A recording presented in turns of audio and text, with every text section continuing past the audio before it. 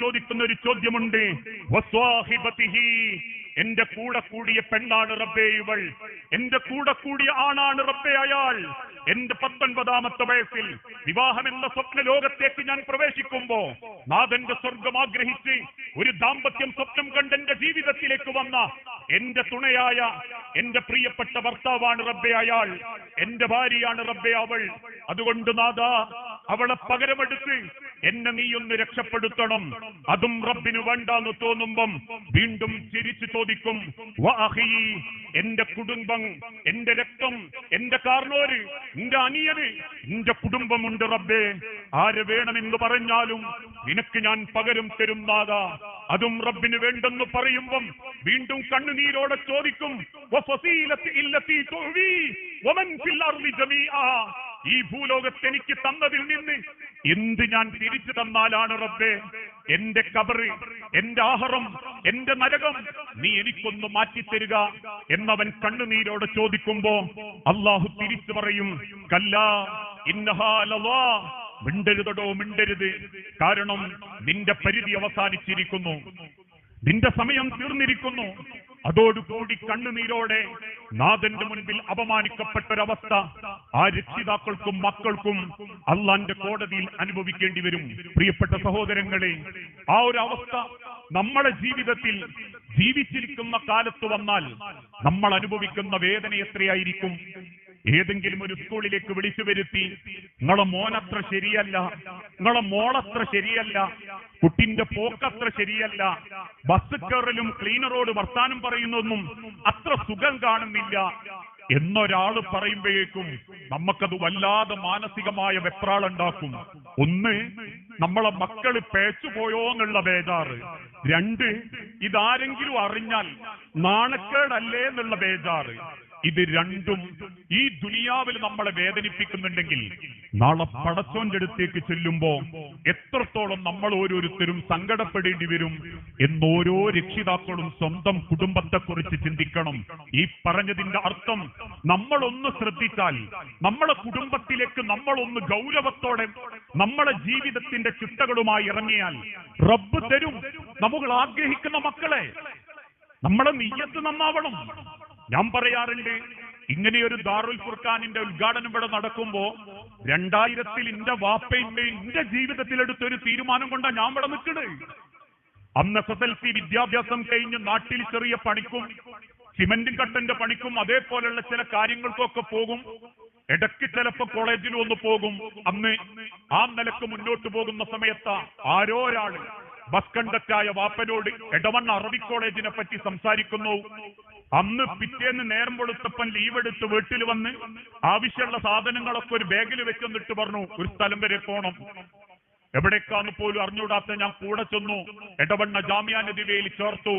134ാമത്തെ അഡ്മിഷനായിട്ട് ആ അറബിക് കോളേജിലേക്ക് ഞാൻ പ്രവേശിച്ചു. ഞാൻ ഇപ്പോഴും പറയാറുണ്ട് എന്റെ അനുഭവത്തില്. ആദ്യം കയറി ചെന്നപ്പോ അവിടെ ഇന്റർവ്യൂ ചെയ്യുന്ന ആളിനോട് ചോദിച്ചു, മാഹുവ തൗഹീദ്. ഞാൻ എന്റെ ജീവിതത്തിൽ അങ്ങനത്തെ ഒരു സാധനം കേട്ടിട്ട് തന്നെയല്ല. മാഹുവ തൗഹീദ് എന്ന് കേട്ടപ്പോ ഞാൻ ആകെ വെപ്രാളപ്പെട്ടിട്ടുണ്ട്.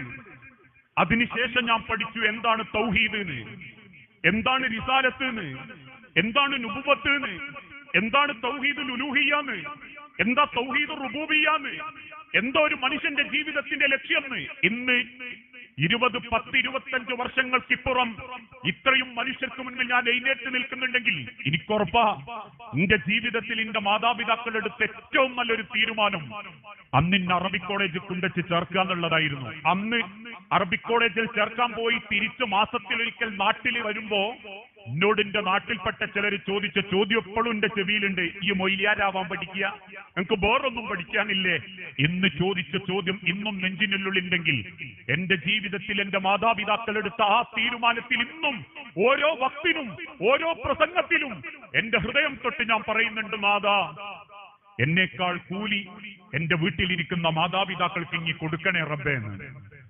അതുകൊണ്ട് തന്നെ നമ്മളെ കുടുംബത്തിലേക്ക് നമ്മളൊന്ന് ചിന്തിക്കണം. വേണ്ടപ്പെട്ട തീരുമാനങ്ങൾ എടുക്കുന്നിടത്ത് ഗൗരവത്തോടെ നമ്മൾ ആ ജീവിതത്തെ ചിട്ടപ്പെടുത്തണം. ഒരിക്കൽ മഹാനായ ഉമറിന്റെ അരികിൽ വന്നിട്ട് ഒരു സ്വഹാബി പറഞ്ഞു, ഉമറെ, എന്റെ കുട്ടി പറയുന്നതൊന്നും അനുസരിക്കുന്നില്ല, എന്ത് ചോദിച്ചാലും പറഞ്ഞാലും കുട്ടിക്ക് തർക്കുത്തര. അതുകൊണ്ട് നിങ്ങളൊന്ന് എന്റെ കുട്ടീനൊന്ന് ഉപദേശിക്കണം. ഉടനെ ഉമർ റളിയല്ലാഹു അൻഹു ആ കുട്ടിയെ ആളയച്ചു വരുത്തി. മദീനത്തെ പള്ളിയുടെ മുറ്റത്തിരുന്ന് ആ കുട്ടിക്ക് കുറെ ഇസ്ലാമിന്റെ കാര്യങ്ങളൊക്കെ പറഞ്ഞു കൊടുത്തു. ഉമ്മനെയും ബാപ്പനെയും അനുസരിക്കണം, അവർ പറയുന്നൊക്കെ കേൾക്കണം, അവരോട് നല്ല നിലക്ക് പെരുമാറണം. ഇതൊക്കെ കേട്ട് ആ കുട്ടീനോട് ഉമർ ചോദിച്ചു, നിനക്ക് ഞാൻ പറഞ്ഞത് മനസ്സിലായോ? കുട്ടി പറഞ്ഞു, മനസ്സിലായി ഉമറേ. ശരി, എങ്കിൽ അതുപോലെ പ്രവർത്തിക്കണം എന്ന് പറഞ്ഞു. ആ കുട്ടി എഴുന്നേറ്റ് സലാം പറഞ്ഞു, 2 അടി നടന്നു. നടന്ന കുട്ടി പെട്ടെന്ന് ഇങ്ങോട്ട് തിരിഞ്ഞു നിന്നിട്ട് ചോദിച്ചു, ഉമർ, എനിക്ക് അങ്ങയോടൊരു തിരിച്ചു ചോദ്യമുണ്ട്. മദീന പള്ളിയിൽ കൂടിയിരിക്കുന്ന സഹാബാക്കളൊക്കെ അങ്ങനെ അമ്പരന്ന് നിൽക്കുക. കാരണം ഉമറിന്റെ നേരെ നോക്കിയിട്ട്, ഉമറെ, എനിക്ക് നിങ്ങളോടൊരു തിരിച്ചു ക്വസ്റ്റ്യൻ ഉണ്ട് എന്ന് പറയുന്നത് അന്ന് സഹാബാക്കൾക്ക് പോലും അത്ഭുതമായിരുന്നു. ഉമർ റളിയല്ലാഹു അൻഹുവിനോട് അങ്ങനെ സംസാരിക്കാൻ അത്രയും മനക്കെട്ടുള്ളവനെ സാധിക്കായിരുന്നു. അതുകൊണ്ടാ ഒരിക്കൽ നബി തങ്ങൾ പറഞ്ഞതും, ഇസ്ലാമിന്റെ വാതിലാണ് ആ ഉമർ. ഉമർ തകർക്കപ്പെടുന്നതോടുകൂടി ഇസ്ലാം നശിച്ചു തുടങ്ങുന്നു. സത്യ ചരിത്രം പഠിച്ച ഒരു മനുഷ്യൻ അത് നിഷേധിക്കാൻ പറ്റൂല. ഉമർ റളിയല്ലാഹു അൻഹുവിനെ വേഷം മാറി ഇസ്ലാമിലേക്ക് കയറിക്കൂടിയ ഖവാരിജികളുടെ പിന്തുടർച്ചക്കാരെന്ന് അവകാശപ്പെടുന്ന ഇന്നത്തെ ഷിയ വിഭാഗത്തിൽപ്പെട്ട അന്നത്തെ ജൂതന്മാരുടെ വേഷം മാറി വന്ന ആ കള്ള ജൂതൻ ഉമറിനെ കൊന്നതോടുകൂടിയ ഇസ്ലാമിക ലോകത്ത് പ്രശ്നങ്ങൾ ഉണ്ടായത്. നബി തങ്ങൾ അന്ന് പറഞ്ഞിട്ടുണ്ട്, അൽ ഫിത്നത്തു മിൻഹ, ഫിത്ന വരുന്നതും ഉമറിന്റെ ആ ഭാഗത്ത് ഉമർ തകർക്കപ്പെടുന്നതോടുകൂടിയായിരിക്കും. അത് വേറൊരു വിഷയ. ഞാനിത് പറയുന്നതിനാന്ന് ചോദിച്ച, കുറെ ചരിത്രം പഠിച്ചാലുണ്ടല്ലോ, ഇസ്ലാമിനെ വാരിപ്പൊണരാനല്ല, ഇസ്ലാമിനെ ജീവിതത്തിലേക്ക് നെഞ്ചിപ്പെട്ടി പിടിച്ച് കടന്നോക്കാൻ തോന്നുന്നു. അത്രക്ക് മനോഹര ഇന്നത്തെ കാലഘട്ടത്തിലുള്ള ചരിത്രങ്ങൾ പോലും ആ കാലഘട്ടത്തിൽ അള്ളാന്റെ നബി തങ്ങൾ വിശദീകരിച്ച്. ആ ഉമർ റളിയല്ലാഹു അൻഹു ഇത് കേട്ടപ്പോ കുട്ടീനോട് ചോദിച്ചു, പറമോനെ, എന്താ എനക്കുള്ള ചോദ്യം? ഉടനെ ആ കുട്ടി ചോദിച്ചു, ഉമറെ, മാതാപിതാക്കളോട് ചെയ്യേണ്ടതിനെ പറ്റി താങ്കൾ മഹത്വത്തോടെ സംസാരിച്ചു. ഇസ്ലാമിൽ മാതാപിതാക്കളോട് ചെയ്യേണ്ടതേ ഉള്ളൂ, അള്ളാന്റെ പ്രവാചകൻ മക്കളോട് ചെയ്യേണ്ടതൊന്നും ഇസ്ലാം പഠിപ്പിച്ചിട്ടില്ലേ? ഉമറിന്റെ കണ്ണിങ്ങനെ നിറയാൻ തുടങ്ങി. സഹാബാക്കൾ ഇങ്ങനെ അമ്പരന്ന്, ഉമർ എന്താ ചെയ്യുന്നതെന്നറിയാൻ. ഉമർ റളിയല്ലാഹു അൻഹുവിന്റെ കണ്ണിങ്ങനെ നിറഞ്ഞിട്ട് പറയും, ഉണ്ട് മോനെ, മക്കളോടും രക്ഷിതാക്കൾക്ക് ബാധ്യതയുണ്ട്. എങ്കിൽ പറ ഉമർ, എന്താണ് മാതാപിതാക്കൾക്ക് മക്കളോടുള്ള കടമ? ഉമർ റളിയല്ലാഹു അൻഹു ആ കുട്ടിയെ വിളിച്ച് മുന്നിലെത്തിയിട്ട് പറയും, ഒന്നാമത്തെ കടമ, ആ കുട്ടിക്ക് നല്ലൊരു വാപ്പനെ കൊടുക്കണം, അല്ലെങ്കിൽ നല്ലൊരു ഉമ്മയെ കൊടുക്കണം. അത് വാപ്പന്റെ കടമയാണ് നല്ലൊരു ഉമ്മനെ കൊടുക്കൽ, ഉമ്മന്റെ കടമയാണ് നല്ലൊരു വാപ്പനെ കൊടുക്കൽ. കുട്ടി തലയാട്ടിയിട്ട് പറയും, വലാ സുമ്മ. വെറുപ്പോടെ കുട്ടി ഇങ്ങനെ തലയാട്ടിയിട്ട് പറയും, സുമ്മ. അടുത്ത പറ ഉമറെ, അടുത്തതെന്താ? വീണ്ടും ഉമർ റളിയല്ലാഹു അൻഹു പറയും, ആ കുട്ടിക്ക് പടച്ചോന്റെ അടുത്ത് പരിചയപ്പെടുത്താൻ പറ്റുന്ന അർത്ഥമുള്ള നല്ല നാമം കൊണ്ട് ആ കുട്ടിയെ പരിചയപ്പെടുത്തണം. എന്ന് പറഞ്ഞാൽ നല്ല പേരിടണം, അർത്ഥമുള്ള പേര്. കാരണം ആ പേര് വെച്ചിട്ടാണ് പടച്ചോൻ അള്ളാന്റെ അടുത്തേക്ക് അള്ളാഹു അവരെ പരിഗണിക്കുന്നതും പരിചയപ്പെടുന്നതും. കുട്ടി വീണ്ടും തലയാട്ടിയിട്ട് പറഞ്ഞു, വൈലക്കും സുമ്മ, നാശം. അടുത്ത് പറ ഉമറെ. ഉമർ റളിയല്ലാഹു അൻഹു പറഞ്ഞു, ആ മക്കൾക്ക് വേണ്ടി ദുനിയാവിൽ ആഖിറത്തിന് വേണ്ടി പണിയെടുക്കുന്ന വാപ്പയും മെയ്യായിരിക്കും. മക്കളുടെ ആഖിറത്തിന് വേണ്ടി പണിയെടുക്കുന്ന അമ്മയും വാപ്പയായിരിക്കും അവര് ദുനിയാവിൽ.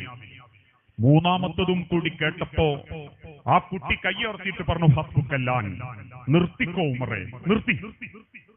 ഉമർ റളിയല്ലാഹു അൻഹു ചോദിച്ചു, എന്തേ മോനെ? ഇത് മൂന്നും എനിക്ക് കിട്ടിയിട്ടില്ല ഉമറെ, ഇത് മൂന്നും എനിക്ക് എന്റെ മാതാപിതാക്കൾ തന്നിട്ടില്ല ഉമറെ. ഉമറിനോട് പറഞ്ഞു, ഉമറെ, ആദ്യം നിങ്ങൾ പറഞ്ഞല്ലോ നല്ലൊരു വാപ്പനെ തരണം, നല്ലൊരു ഉമ്മനെ തരണം. എന്റെ വാപ്പ തോട്ടങ്ങളിൽ കൃഷി ചെയ്ത് പണമുണ്ടാക്കാൻ മത്സരിച്ചോടുന്ന ഒരു വാപ്പയാ. അദ്ദേഹം അനുസരിക്കുന്നില്ല നിന്നെ പരാതി പറഞ്ഞത് ഞാൻ നിസ്കരിക്കാത്തതോ നോമ്പ് നോൽക്കാത്തതോ അല്ല, അയാളെ തോട്ടത്തിൽ പണിയെടുക്കാൻ ഞാൻ ചെല്ലുന്നില്ല എന്നാ. ദുനിയാവിന് വേണ്ടി പരക്കം പാഞ്ഞ് പൈസ ഉണ്ടാക്കണം, നാട്ടുകാർക്കിടയിൽ ഈഗോ കാണിച്ച് പൊങ്ങച്ചം കാണിച്ച് ജീവിക്കണം എന്നാഗ്രഹിക്കുന്ന ഒരു വാപ്പയാണ് ഉമറെ നിന്റെ വാപ്പ. എന്റെ ഉമ്മയാവട്ടെ തിന്നണം തിന്നണം എന്നിട്ട് ആളുകൾക്കിടയിൽ ഷോ കാണിച്ച് ജീവിക്കണം, പട്ടിന്റെ വസ്ത്രം ധരിക്കണം, നല്ല ഭംഗിയുള്ള ആഭരണങ്ങൾ ധരിക്കണം എന്ന മോഹത്തിൽ മാത്രം ജീവിക്കുന്ന ഒരു ഉമ്മയാണ് ഉമറെ നിന്റെ ഉമ്മയും. എനിക്ക് നല്ലൊരു ഉമ്മനെ വാപ്പ തന്നിട്ടില്ല, നല്ലൊരു വാപ്പനെ ഉമ്മയും തന്നിട്ടില്ല. ഞാൻ എന്റെ മുൻപിലിരിക്കുന്ന നിങ്ങളോട് ചോദിക്കുക, ആദ്യം ആണുങ്ങളോട് ചോദിക്കുക, നിങ്ങളെ മക്കൾക്ക് നിങ്ങൾ നല്ല ഉമ്മനെ കൊടുത്തിരുന്നോ? നല്ലൊരു ഉമ്മ നിങ്ങൾക്ക് കൊടുക്കാൻ പറ്റിയിരുന്നോ? ഉമ്മാരോട് ചോദിക്കുന്നു, നല്ലൊരു വാപ്പ നിങ്ങൾക്ക് കൊടുക്കാൻ പറ്റിയിരുന്നോ? രണ്ടാമത് ചോദിച്ചു, ഉമറേ നല്ലൊരു പേരിടണം എന്നല്ലേ നിങ്ങൾ പറഞ്ഞ്? എന്റെ പേരിന്റെ വാപ്പ പറഞ്ഞത് താങ്കൾ കേട്ടിട്ടുണ്ടോ? ഇല്ല. എങ്കിൽ എന്റെ പേര് 4 ആള് കൂടുന്ന സദസ്സിൽ വിളിക്കാൻ ഞാൻ ആഗ്രഹിക്കാത്ത പേരാണ് ഉമറേ എന്റെ മാതാപിതാക്കൾ എനിക്കിട്ടത്. എന്റെ പേരിന്റെ അർത്ഥം എന്താണെന്നറിയോ? കുതിരയുടെ പച്ച ചാണകത്തിന് എന്താണോ അറബിയിൽ പേര്, അതാണ് എന്റെ പേര്. കുതിരയുടെ പച്ച ചാണകത്തിന് എന്താണോ അറബിയിൽ പേര്, അതാണ് എന്റെ പേര്. ഉമർ ഇബ്നുൽ ഖത്താബ് റളിയല്ലാഹു അൻഹുവിന്റെ കണ്ണിങ്ങനെ നിറഞ്ഞൊഴുകും. ഇത് ഇന്നത്തെ കാലത്ത് നമുക്കുള്ള സ്വഭാവമാണ്. ഈ ഇരിക്കുന്ന എത്ര മാതാപിതാക്കൾക്ക് സ്വന്തം മക്കളെ പേരിന്റെ അർത്ഥം അറിയാം? എവിടുന്ന് അങ്ങനെ ഒരു വെറൈറ്റി പേര് കിട്ടിയെന്ന് ചോദിച്ചാൽ ചിലര് പറയും, നാത്തൂന്റെ ഇളയമന്റെ മോളെ മക്കളുണ്ട് കണ്ണൂർ ഇരിട്ടിയില്, അവിടുന്ന് ഇട്ടപ്പം നല്ല രസം തോന്നി, ഇതുവരെ കേൾക്കാത്തൊരു പേരാ, ഞാൻ ഇഞ്ച മക്കൾക്ക് ഇട്ട്. അങ്ങനത്തെ എത്ര പേരുകളുണ്ട് എന്നറിയാവോ ഇന്നും സമൂഹത്തില്? സന ഫാത്തിമ എന്ന് പറഞ്ഞാൽ അത് ഇസ്ലാം അംഗീകരിച്ചതാ. സന ഒരു പൂമൊട്ട് എന്ന് പറയുന്നുണ്ട്, വർഷം എന്നുള്ളതിന് ഉപയോഗിക്കാറുണ്ട്. ഇന്നൊന്നും കൂടി ചിലർ പരിഷ്കരിച്ചു, സന ഫാത്തിമ. എന്താ സന എന്ന് പറഞ്ഞാൽ? ഇസ്ലാമിക ചരിത്രത്തിൽ ഇമാം ബുഖാരി റഹ്മത്തുള്ളാഹി അലൈഹി റിപ്പോർട്ട് ചെയ്യുന്ന ഒരു ഹദീസിൽ കാണാം, മദീനത്തെ മിമ്പറിൽ വെച്ച് റസൂലുള്ള സഹാബത്തിനോട് പറഞ്ഞു, നിങ്ങൾക്ക് എല്ലാ പാപങ്ങളും റബ്ബ് നിങ്ങൾക്ക് പുറത്തു തരും. സദസ്സിലിരിക്കുന്ന സഹാബാക്കൾ ചിലർ ചോദിച്ചു, വ്യഭിചരിച്ചാലും ആ പാപം പുറത്തു കിട്ടുമോ നബിയെ? മിമ്പറിൽ വെച്ച് തിരുദൂതൻ തിരിച്ചു പറഞ്ഞു, നിങ്ങൾ വ്യഭിചരിച്ചാലും വ്യഭിചാരിണികളാണെങ്കിലും അള്ളാഹ് പുറത്തു തരും. അപ്പൊ സന എന്ന് പറഞ്ഞാൽ വ്യഭിചാരിണി. ഇന്നും ആ പേരിടുന്നവരുണ്ട്, ഏതെങ്കിലും 2 അക്ഷരം കൊണ്ട്. ചിലരൊക്കെ എന്നെ വിളിച്ചിട്ട് ചോദിക്കും, മൗലവി ഒരു പേര് നിങ്ങളെ വാട്സപ്പ് കിട്ടി നിങ്ങളൊന്ന് അർത്ഥം പറഞ്ഞു തരണം. ദുനിയാവിൽ അങ്ങനെ ഒരു പേര് അറബി ഭാഷയിൽ തന്നെ കേട്ടിട്ടുണ്ടാവില്ല. ഞാൻ ചോദിക്കും, നിങ്ങൾക്ക് ഇത് എവിടുന്നാ കിട്ടി?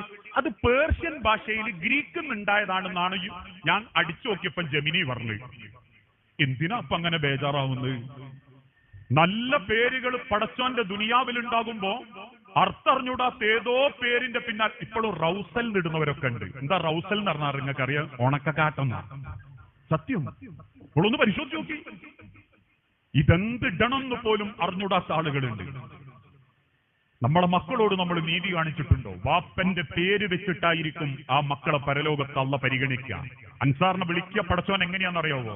അൻസാർ നന്മണ്ടെന്നല്ല, അൻസാർ ഇബ്നു അബ്ദുറഹ്മാൻ. അള്ള പറയും, വാപ്പ നിൽക്കട്ടെ, മക്കളും നിൽക്കട്ടെ, എമ്മയും നിൽക്കട്ടെ. എന്നിട്ടും പടച്ചോൻ വിചാരണക്ക് എടുക്കുമ്പോ രക്ഷിതാക്കളോട് ചോദിക്കുന്ന, മക്കളോട് ചോദിക്കുന്ന, നിങ്ങൾക്ക് ഈ കുടുംബത്തിൽ നിങ്ങളുടെ മാതാപിതാക്കൾ അനുഗ്രഹമായിരുന്നോ പരീക്ഷണമായിരുന്നോ? മക്കൾ തിരിച്ചു പറയും, റബ്ബേ ഇനി ഞങ്ങൾക്ക് ചെയ്ത ഏറ്റവും വലിയ പരീക്ഷണം എന്താണെന്നറിയോ? ഈ വാപ്പന്റെയും ഈ ഉമ്മന്റെയും മക്കളായി ജനിപ്പിച്ചതാ. അള്ളാനെ ഭയപ്പെടുന്ന, പടച്ചോനെ പേടിയുള്ള ഏതെങ്കിലും ഒരു നല്ല വാപ്പന്റെയും ഉമ്മന്റെയും മക്കളായില്ലെങ്കിൽ ഈ ഗതികെട്ടൊരു നൃത്തം ഞങ്ങൾ നിൽക്കേണ്ടി വരൂലായിരുന്നു റബ്ബേ. ഞങ്ങളോട് നീതി കാണിക്കാത്ത ഈ വാപ്പനെയും ഉമ്മനെയും കാലിന്റെ ചുവട്ടിൽ വെച്ച് തന്നാൽ ചവിട്ടി അരക്കായിരുന്നു റബ്ബേ ഈ 2 എണ്ണത്തിനെ എന്ന് മക്കൾ പറയുമ്പം കയ്യിന്റെ വിരലിന്റെ അറ്റങ്ങൾ നഖം കടിച്ച് സങ്കടത്തോടെ അവർ പടച്ച റബ്ബിനോട് മാതാപിതാക്കൾ ചോദിക്കും, യാ ലൈതനി കുൻതു തുറാബ. എന്തിനായാലും പടച്ചോനെ മക്കളും കുടുംബവും പൊരയൊക്കെ എനിക്ക് ആ ചീക്കൊന്നുമല്ല ഒരു മണ്ണാക്കിയാ പോരായിരുന്നോ? ഒരു പാറ കഷ്ണാക്കിയാ പോരായിരുന്നോ? ഒരു കല്ലിന്റെ കഷ്ണാക്കിയാ പോരായിരുന്നോ റബ്ബേ? കുൻതു തുറാബ.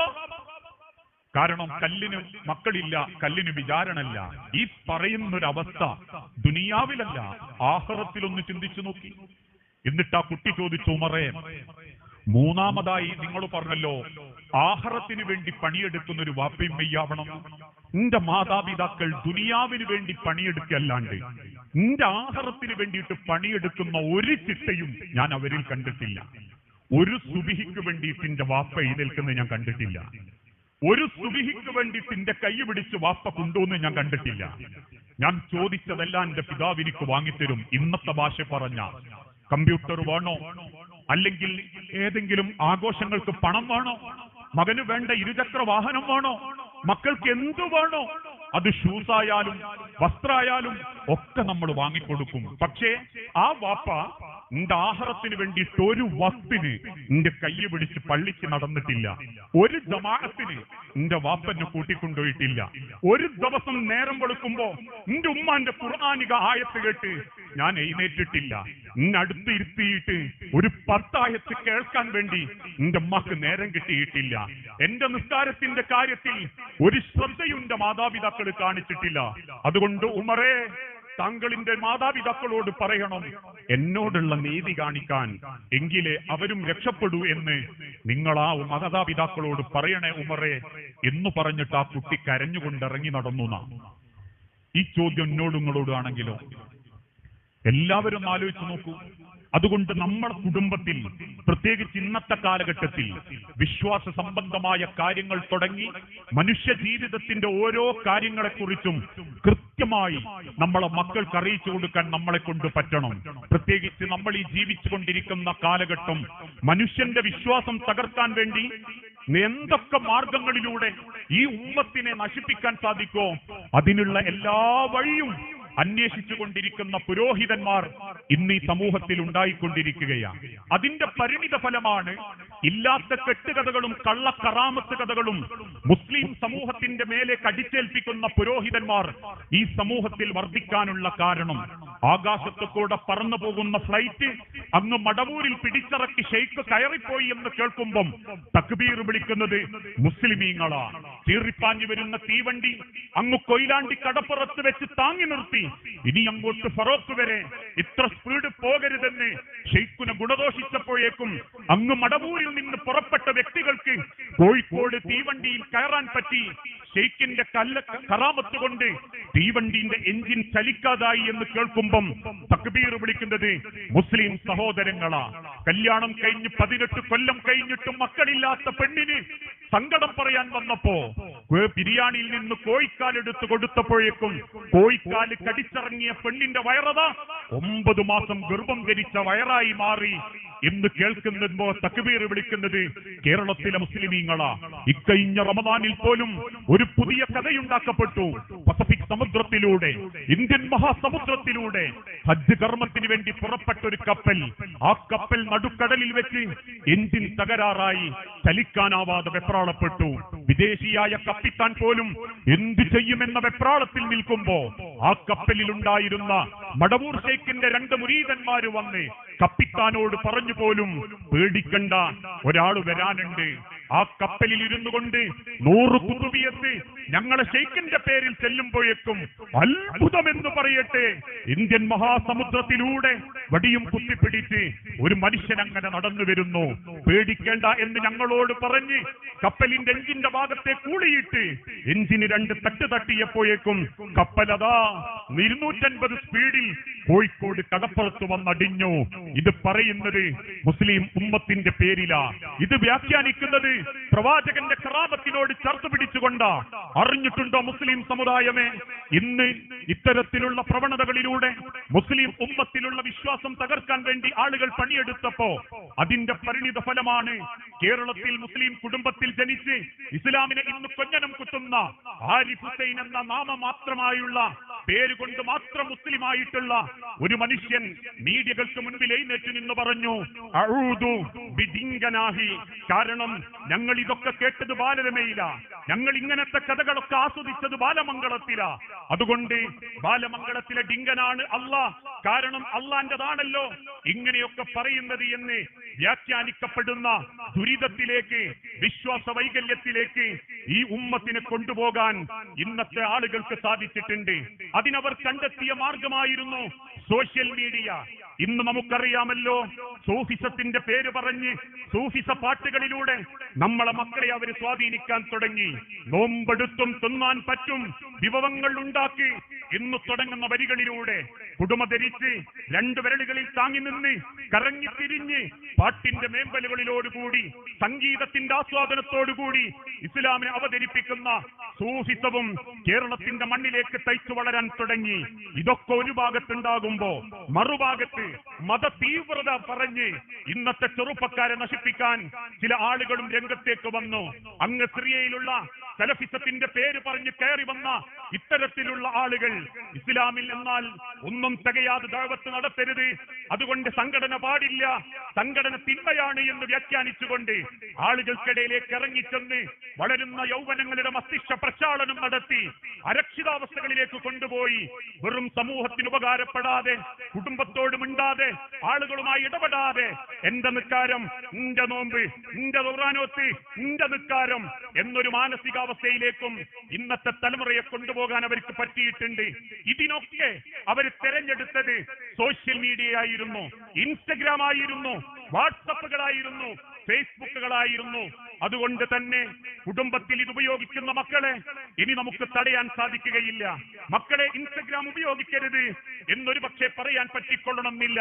അവിടെ നമുക്കുള്ള മാതൃക ഇസ്ലാമിന്റെ ശരിയായ രീതി അവർക്ക് അറിയിച്ചു കൊടുക്കുക എന്നുള്ളതാ. അത് അറിയിച്ചു കൊടുക്കണമെങ്കിൽ ചരിത്രം എന്താണെന്ന് നമ്മൾ അറിയണം. എന്തിനാ ലോകത്തിന്റെ പ്രവാചകൻ മക്കയിൽ നിന്നും മദീനയിലേക്ക് നാടുവിട്ടത്? മക്കയിലുള്ള ഒരു പെണ്ണിനെ കയറി പിടിച്ചതിന്റെ പേരിലല്ല, നഊദു ബില്ലാഹ്, സാമ്പത്തിക തട്ടിപ്പ് നടത്തിയതിന്റെ പേരിലല്ല, ഏതെങ്കിലും തരത്തിലുള്ള കച്ചവട വഞ്ചന കാണിച്ചതിന്റെ പേരിലല്ല, മറിച്ചെന്തിനാ അള്ളാന്റെ നബി തങ്ങൾ മക്കയിൽ നിന്നും മദീനയിലേക്ക് നാടുവിടേണ്ടി വന്നത്? ലാത്ത എന്ന കബറിങ്കൽ പോയി നിങ്ങൾ പ്രാർത്ഥിക്കരുതേ എന്ന് പറഞ്ഞതിന്റെ പേരിൽ. ഇന്ന് പറയപ്പെടുന്നത് പോലെ അന്ന് മക്കയിൽ ഉണ്ടായിരുന്ന ഒരു പുണ്യ മനുഷ്യൻ ലാത്ത എന്ന വ്യക്തി മരണപ്പെട്ടപ്പോ ലാത്തയുടെ കബറുകൾ അവർ കെട്ടിപ്പൊക്കി, കബറിന്റെ അടുത്ത് പോയി അവർ ദുആ ചെയ്തു, യാത്ര എളുപ്പമാകാൻ, കച്ചവടം ലാഭമാകാൻ അന്ന് മക്കക്കാര് പ്രാർത്ഥിച്ചു. ഇത് കണ്ട പ്രവാചകൻ ഓർമ്മപ്പെടുത്തി, ഒരിക്കലും നിങ്ങളത് ചെയ്യാൻ പാടില്ല, കാരണം അവർ മരണപ്പെട്ടവരാ, അതെന്റെ റബ്ബിനോട് പങ്കു ചേർക്കല, അത് നിങ്ങൾ ചെയ്യരുതേ എന്നവരോട് റസൂലുള്ള പറഞ്ഞപ്പോ അവര് തിരിച്ചു ചോദിച്ചു, മുഹമ്മദേ, അങ്ങനെയാണെങ്കിൽ അവരൊക്കെ പുണ്യവാന്മാരല്ലേ? അള്ളാന്റെ അടുത്തേക്ക് നമുക്ക് നേരിട്ട് പോകണ്ടല്ലോ, ഇവരിലൂടെ പോയാ പോരെ?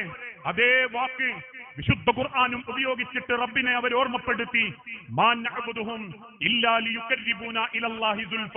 ഞങ്ങൾ ലാത്തന്റെ അടുത്ത് പോകുന്നത് ലാത്ത സഹായിക്കുമെന്ന വിശ്വാസം കൊണ്ടല്ല, മറിച്ച് ലാത്തയൊക്കെ പുണ്യ മനുഷ്യനായതുകൊണ്ട് ലാത്തയിലൂടെ നമുക്ക് അള്ളാന്റെ അടുത്തേക്ക് എത്താൻ പറ്റുമെന്നുള്ളത് കൊണ്ടാ. അതവരും തിരിച്ചു പറഞ്ഞപ്പോ നബിത്തങ്ങൾ തിരിച്ചു പറഞ്ഞൊരു വാക്കുണ്ട്, ഒരിക്കലും നിങ്ങൾ അത് ചെയ്യരുതേ, കാരണം ഇന്ന റബ്ബീ ഖരീബുൻ മുജീബ്, എന്റെ റബ്ബ് നിങ്ങളോട് അടുത്തു നിൽക്കുന്നവനാ. ഖണ്ഡനാടിയേക്കാൾ, ചെരുപ്പിന്റെ വാറിനേക്കാൾ അടുത്തു നിൽക്കുന്ന റബ്ബിനെ തേടി നിങ്ങൾ ഒരിക്കലും ഒരു കബറിടത്തിലേക്ക് പോകരുത്, ഒരു ജാറത്തിന്റെ പ്രാർത്ഥിക്കാൻ പോകരുത്, ഏലസുകളിൽ അഭയം തേടരുത്.